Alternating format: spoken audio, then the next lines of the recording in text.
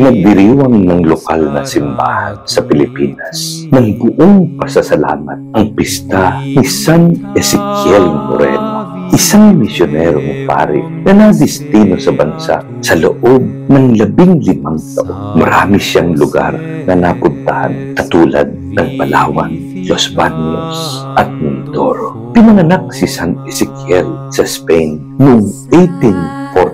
Sumapi siya sa Agustinian Recollect Congregation sa Monte Agudo noong 1864. Sa simula't-simula pa, ninais na niyang madistino sa malalayong lugar para mag-mission. Ipinadala siya sa Pilipinas noong 1871. Matapos ang maraming taon, bumalik siya sa Monte Agudo kung saan nagsilbi siya bilang prior sa loob ng 3 taon. Pagkatapos, pumayag muli siyang mapabilang sa misyon sa Colombia kung saan nahirang siyang obispo ng Pasto noong 1899.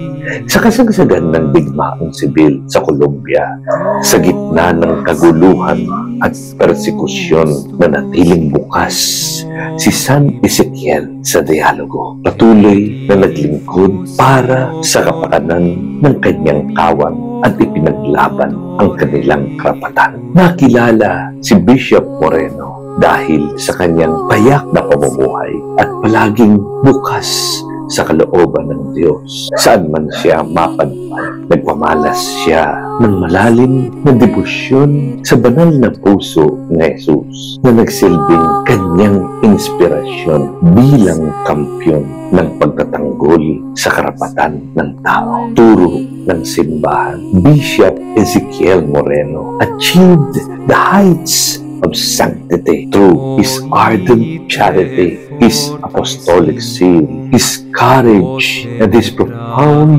interior life.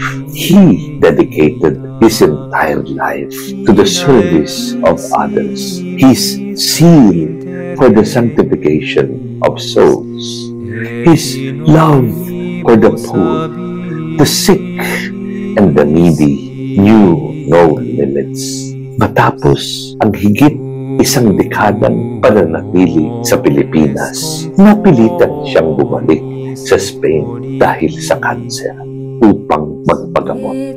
Pumanaw ang butihing obispo sa Monte Agudo noong 1906 sa edad lamang na 58. Kinilala siyang piyato ng simbahan taong 1975 at pinarangalan bilang santo noong 1992 at binansagang patron ng mga may sakit na kanser. San Ezequiel Moreno, ipanalangin mo kami.